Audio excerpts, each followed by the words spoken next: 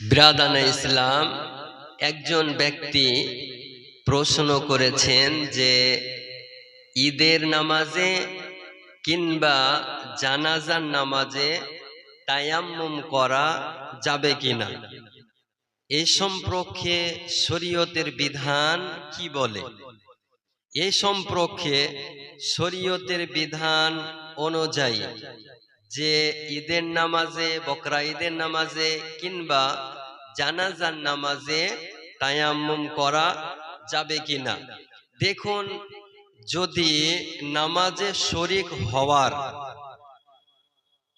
আগে মুহূর্তে কারো ওযু নষ্ট হয়ে যায়, কারো ওযু ভেঙে যায়, নামাজে শরীক হওয়ার আগের মুহূর্তে কারো ওযু ভঙ্গ হয়ে যায় এবং ওযু করতে গেলে জামাত ছুটে যাওয়ার সম্ভাবনা থাকে, জামাত ছুটে যাওয়ার আশঙ্কা থাকে, তাহলে তায়াম্মুম করে ঈদের নামাজ কিংবা বকরা ঈদের নামাজ আদায় করা যাবে, এতে কোনো সমস্যা নেই। কিন্তু ওয়াক্তের নামাজ কিংবা জুমার নামাজ ছুটে যাওয়ার যদি আশঙ্কা থাকে তাহলে তায়াম্মুম করে নামাজ পড়া যাবে না, পানি যদি উপস্থিত থাকে।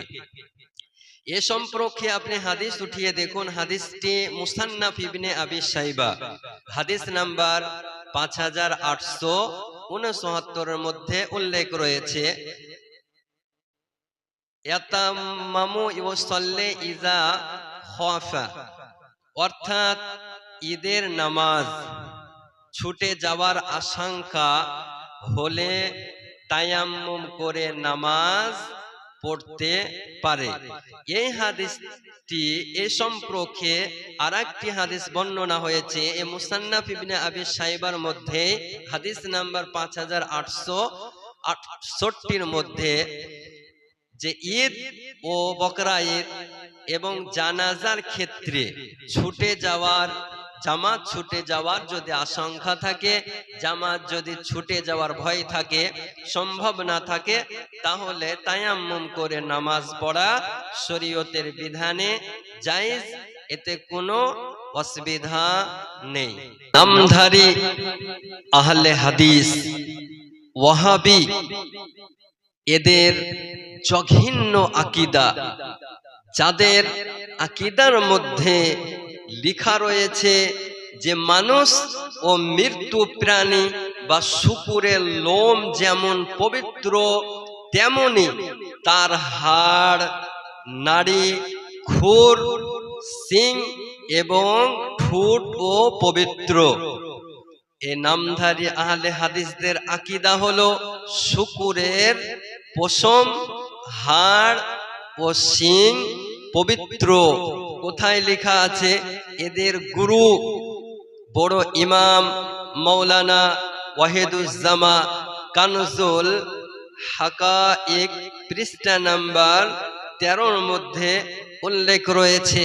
তাহলে বলুন মুসলমান, যাদের আকীদার মধ্যে শুকুরের হাড় পবিত্র, যাদের আকীদার মধ্যে শুকুরের শিং পবিত্র, তাহলে এই দলে যাওয়া মানে জাহান্নামে যাওয়া। আর এই রকম ভ্রান্ত মতবাদ দলের সঙ্গে থাকা মানে নিজের ঈমানকে নষ্ট করা। আপনাদের নিকটে আমার অনুরোধ, আহলুস সুন্নাহ ওয়াল জামাতের উপর পাহাড়ের মতো স্থির থাকুন, আর এই ওয়াহাবি, দেওবন্দি, লামাযহাবি আহলে হাদিস এদের থেকে দূরে থাকেন। এই নামধারী আহলে হাদিসদের আকীদা ঘোড়া, বন্য গাধা, বন্য খচ্চর হলো হালাল, এইরকম জঘন্য আকীদা তাদের পুস্তকে লিখে রেখেছে। তাদের গুরু মাওলানা ওয়াহিদুজ্জামা লিখেছে যে বনের যে ঘোড়া, বনের যে গাধা, বনের যে খচ্চর, এটা হালাল। কোথায় লেখা আছে? কিতাবটির নাম কানজুল হাকাইক, পৃষ্ঠা নাম্বার 186 মধ্যে উল্লেখ রয়েছে। এমনকি এদের গরু মাওলানা ওয়াহিদুজ্জামা এটাও লিখেছে, বনের বিড়াল ও বনের ইঁদুরও হলো পাক ও পবিত্র। তাহলে বলুন মুসলমান, এরা হলো সাঁওতালের জাত, চায়ের জাত, মুচির জাত। কারণ মুচিরা ইঁদুর খায়, মুচিরা বিড়াল খায়, সাঁওতালেরা বিড়াল খায়। তাহলে আপনি নিজ জ্ঞানে ফয়সালা করতে পারেন যে এদের দলে যাওয়া মানে সাঁওতালের দলে যাওয়া, মুচির দলে যাওয়া।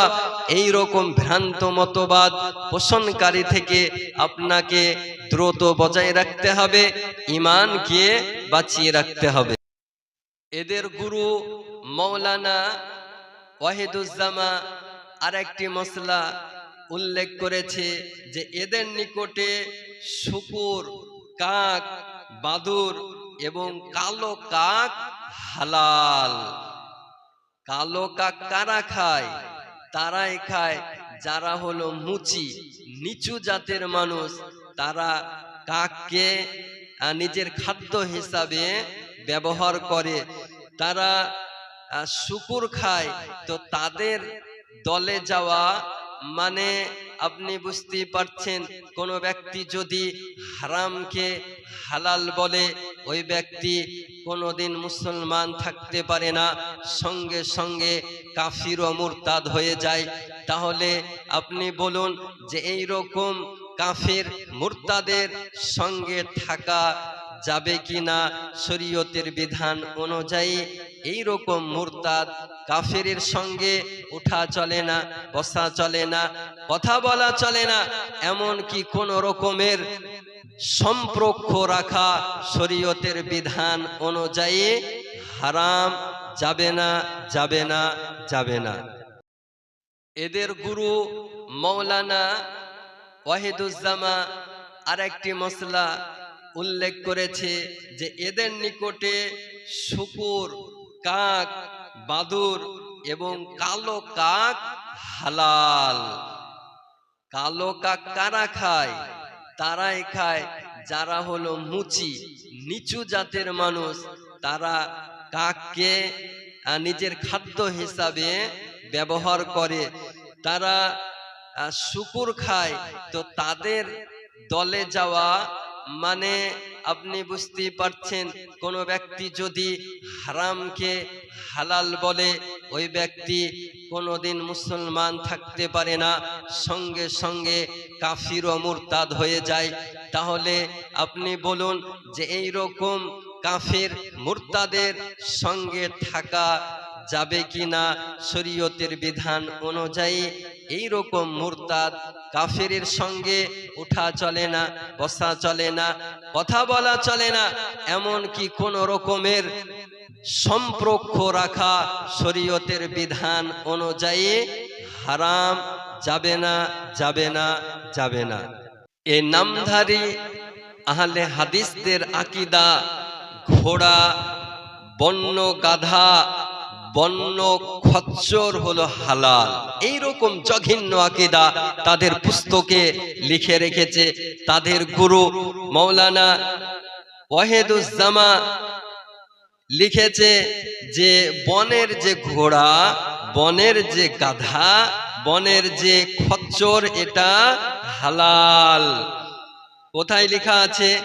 কিতাবটির নাম কানজুল হাকাইক, পৃষ্ঠা নাম্বার 186 মধ্যে উল্লেখ রয়েছে।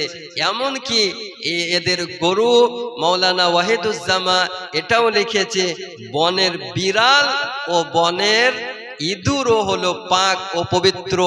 তাহলে বলুন মুসলমান, এরা হলো সাঁওতালের জাত, চায়ের জাত, মুচির জাত।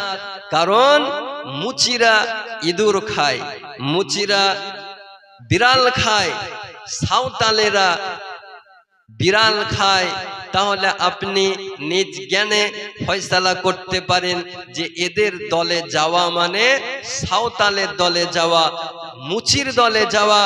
এই রকম ভ্রান্ত মতবাদ পোষণকারী থেকে আপনাকে দ্রুত বজায় রাখতে হবে, ঈমানকে বাঁচিয়ে রাখতে হবে। নামধারী আহলে হাদিস ওয়াহাবি এদের জঘন্য আকীদা, যাদের আকীদার মধ্যে লেখা রয়েছে যে মানুষ ও মৃত্যু প্রাণী বা শূকরের লোম যেমন পবিত্র, তেমনি তার হাড়, নাড়ি, খুর, শিং এবং ঠোঁট ও পবিত্র। এ নামধারী আহলে হাদিসদের আকীদা হলো শূকরের পশম, হাড় ও শিং পবিত্র। কোথায় লেখা আছে? এদের গুরু বড় ইমাম মাওলানা ওয়াহিদুজ্জামা কানজুল হাকায়েক পৃষ্ঠা নাম্বার 13 মধ্যে উল্লেখ রয়েছে। তাহলে বলুন মুসলমান, যাদের আকীদার মধ্যে শূকরের হাড় পবিত্র, যাদের আকীদার মধ্যে শূকরের শিং পবিত্র, তাহলে এই দলে যাওয়া মানে জাহান্নামে যাওয়া।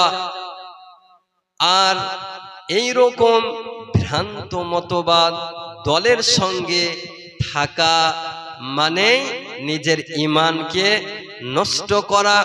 আপনাদের নিকটে আমার অনুরোধ, আহলুস সুন্নাহ ওয়াল জামাতের উপর পাহাড়ের মতো স্থির থাকুন। আর এই ওহাবি, দেওবন্দি, লামাযহাবি, আহলে হাদিস এদের থেকে দূরে থাকেন।